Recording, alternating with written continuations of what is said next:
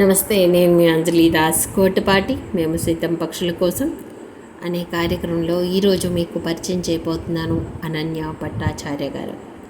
ప్రకృతి నుంచి స్ఫూర్తి పొందిన యువ కవయిత్రి. ఆవిడ గ్రాడ్యుయేషన్ అయిపోయింది జువాలజీలో, అలాగే మ్యూజిక్ని అభ్యసించారు. ఆవిడ కవితలకే పాటలు పాడతారో తెలియదు, కానీ ఆమె గాయని. సో మల్టీ టాలెంటెడ్ పర్సన్ని మీకు ఇప్పుడు పరిచయం చేయబోతున్నాను. ఆవిడ ప్రకృతిని చూసి ఇన్స్పైర్ అయ్యి తన కవితలు రాస్తూ ఉందంట. భారతదేశంలోని అందమైన ప్రదేశం అస్సాం. అస్సాం సంగతి వినగానే అస్సాం టీ గుర్తొస్తుంది కదా. అస్సాం టీ గుర్తుకు రాగానే అందమైన పెద్ద పెద్ద కొండలు, ఆ కొండల మీద పచ్చని ఆ చెట్ల మీద చాలామంది ఇలా టీ ఆకులు కోస్తున్నటువంటి దృశ్యం మీ కళ్ళ ముందు ఇలా ప్రత్యక్షం అవుతుంది. సో ఇటువంటి అందమైన ప్రకృతి సౌందర్యం మధ్య పుట్టినటువంటి ఈ అమ్మాయి కవితలు రాయడం, వారి ఫ్యామిలీలో ఎవరూ పోయిట్స్ లేరు, కానీ ఈవిడ ప్రకృతికి రియాక్ట్ అయ్యి ఆ అందాన్ని చక్కగా తన కళ్ళతో ఏరుకొని మనసు అనే పెన్నుకి పని చెప్పి కవితల రూపంలో పేపర్ మీద రాస్తూ ఉంటారు. సో ఆవిడ అమ్మగారిని నాన్నగారి పేర్లు ఒకసారి తెలుసుకుందామా. శ్రీ హేమంత్ భట్టాచార్య గారు, శ్రీమతి పహరిత. హరిత అంటే మనకు తెలుసు కదా, హరిత అంటే చెట్లు, కాబట్టి వాళ్ళ అమ్మగారి పేరు చాలా బాగుంది, పహరిత భట్టాచార్య గారు. సో ఆకాశంలో మారే రంగులు, వాన చిరుకులు, నీటిలో ఇదే చేపలు, పక్షుల కిలకిలారావాలు, ప్రకృతిలోని ప్రతి చిన్న అద్భుతం ఆమె కవితలకి స్ఫూర్తి. సో ప్రకృతిలో అత్యున్నతమైనది ఏంటి అంటే, ప్రకృతి ఒక వైద్యరాలండి. నిజంగా మనం తెలుసుకున్నాలనుకుంటే, ఓ అందమైన కవితను విన్నప్పుడు, ఒక మంచి సినిమా చూసినప్పుడు, సో లేకపోతే అందమైన ప్రదేశాన్ని సందర్శించినప్పుడు, మనకి ఇష్టమైన దైవాన్ని కలిసినప్పుడు, ఇటువంటి అన్నీ కూడా మన వైద్యంగా మారి మనలో ఉన్నటువంటి అశాంతిని ప్రశాంతంగా మార్చేటువంటి ప్రకృతిలోని జీవించి మనం ఎంతో అద్భుతమైన మనుషులమనే చెప్పాలి. సో ఇటువంటి ప్రకృతి మనకి ప్రసాదించిన దేవుడికి కృతజ్ఞత తెలియజేస్తూ, మన ప్రకృతిలో ఉన్నటువంటి ప్రతి ఒక్కదాన్ని కాపాడాలనే ఉద్దేశంతో స్టార్ట్ చేసినటువంటి మేము సైతం పక్షుల కోసం కార్యక్రమంలో దీన్ని సెలెక్ట్ చేయడానికి ముఖ్య కారణం కూడా అదే. సో ఈరోజు అనన్య భట్టాచార్య గారు ఆవిడ కవితలను మెచ్చినటువంటి అస్సాంలోని ఒక ఆంగ్ల దినపత్రిక ఆమె కవితని ఆ న్యూస్ పేపర్లో ప్రచురించారు. ఆ న్యూస్ పేపర్ ఏంటి అంటే, ది అస్సాం ట్రిబ్యూన్. ఇది ప్రముఖ ఇంగ్లీష్ న్యూస్ పేపర్. సో ఆవిడ ఎంత ఆనందంగా చెప్పారంటే, నేను ₹1 కూడా ఖర్చు పెట్టలేదు, కానీ నా కవిత అక్కడ ప్రజెంట్ అయింది. I feel so happy. Talent ఉంటే ఆ టాలెంట్ని గుర్తించే వాళ్ళు చాలామంది ఉంటారు. ఎందుకు అంటే దీనికి డబ్బులు అవసరం లేదు. సో మేము సైతం పక్షుల కోసం కార్యక్రమంలో అనన్య గారిని పరిచయం చేయడం ఐ ఫీల్ సో హ్యాపీ. ప్రకృతిపై ఆమెకున్న అపారమైన ప్రేమ, ఆ ప్రేమ ఆమె ప్రతి కవితలో ప్రతిధ్వనిస్తుంది. ఒక కవి మాటలు మనసులను కదిలించినప్పుడు వచ్చేటువంటి కవితలు అన్నమాట. ఆవిడ బాల్కనీలో కూర్చున్నప్పుడు రాలే ప్రతి చినుకును ఆవిడ ఎంతో మనసుకు హత్తుకునే విధంగా తన పేపర్ మీద పెట్టి మన అందరికీ అందించడానికి ప్రయత్నం చేస్తారంట. ప్రకృతిలో ఉన్నటువంటి ప్రతి ఒక్క అందం తన మనసును కదిలిస్తుంది అని చెప్తూ ఉన్నారు. సో సాయం సంధ్య వేళలో ఆమె ప్రకృతిని ఎలా చూస్తారు, ఎలా ఆ ప్రకృతిని తన కవిత రూపంలో మనకు అందిస్తారు అనే దాని గురించి ఒక్కసారి చూద్దామా.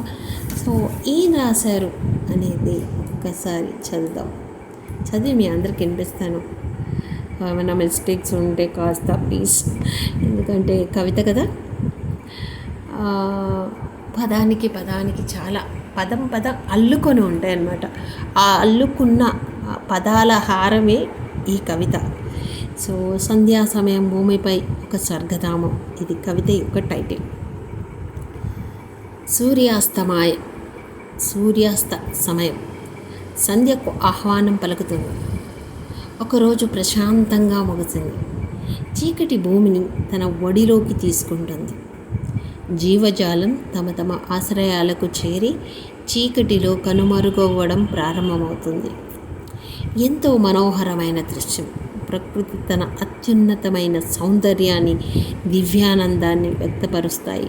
చంద్రుడు ఆకాశం నుంచి తన సౌమ్యమైన ఉనికిని నెమ్మదిగా ఆవిష్కరిస్తాడు. చీకటి భూమి అంతటా మరింతగా వ్యాపిస్తుంది. వాతావరణం చల్లబడుతుంది. అప్పటిదాకా వేడంతా పోతుంది కదా. చీకటి పడగానే చల్లని చంద్రుడు అంటాం. చంద్రుడు చల్లగా వెన్నెల కురిపిస్తూ మన మనసుకి ఆనందాన్ని ఇస్తాడనమాట. రాత్రి వేళ సంచరించే జీవులు వేటకు సిద్ధమవుతాయి. చంద్రుడు మెరుస్తున్న నక్షత్రాలతో ఒక రహస్యమైన సంభాషణ సాగుతూ ఉంటుంది. Wow, this line is fantastic. సమీపంలో ఆలయం నుంచి పవిత్రమైన మంత్రోచ్చారణ ప్రతిధ్వనిస్తున్నాయి. ఈ వాతావరణం నాకు అపారమైన ఆనందాన్ని కలిగిస్తుంది. ఈ అద్భుతమైన సంధ్య యొక్క నిశ్శబ్దాన్ని ఆలింగనం చేసుకుంటూ గాలి అంతటా ప్రశాంతంగా నిండి ఉంది. గతంలో విషాదాన్ని విడిచిపెట్టండి. ప్రస్తుత జీవితంలో అమూల్యమైన క్షణాలను ఆస్వాదించండి. ప్రకృతి తనలో తానే అత్యున్నతమైన మహిమాన్వితమైనది. మానవాళికి లభించిన ఒక దివ్య వరం. అనన్య భట్టాచార్య, జోర్హాట్, అస్సాం. సో విన్నరా, ఎంత అద్భుతంగా ఉందో కదా. సో నేను ఈ కవితని చదవడమే కాదు, ఆస్వాదించాను. నేను అలా కళ్ళు మూసుకొని అలా విహరించాను అనమాట. మొన్న ఇది నేను చదివి అలా ఆన్ చేసుకొని రికార్డ్ చేసుకొని మళ్ళీ విన్నా. సో ప్రతిదీ కూడా సీన్ ఇలా నాకు అలా వచ్చి ఇలా వెళ్తున్నట్టు అనిపించింది. చాలా అద్భుతంగా ఉంది. సో అమ్మాయి చిన్నమ్మాయి అయినా కానీ చాలా చక్కగా కవిత రాసింది. చాలా ఇందులో ఎక్కడా కూడా తన అనుభవాన్ని ఇంత చక్కగా వర్ణించడం అనేది ఇట్స్ అమేజింగ్. సో మనం ఎంత ప్రకృతిని ఆస్వాదిస్తే అంత హ్యాపీగా ఉంటామని. ఇటువంటి చీకటి రాత్రులను గడుపుతున్నామా, ఏసీలో మన జీవితాలను వెళ్ళబుచ్చుతున్నాం, బయటికి రాలేని ఒక్కసారి బయటికి వెళ్ళి చంద్రుడి ముందు కూర్చొని చూడండి, ఎంత అద్భుతంగా ఉంటుందో ప్రపంచం కదా.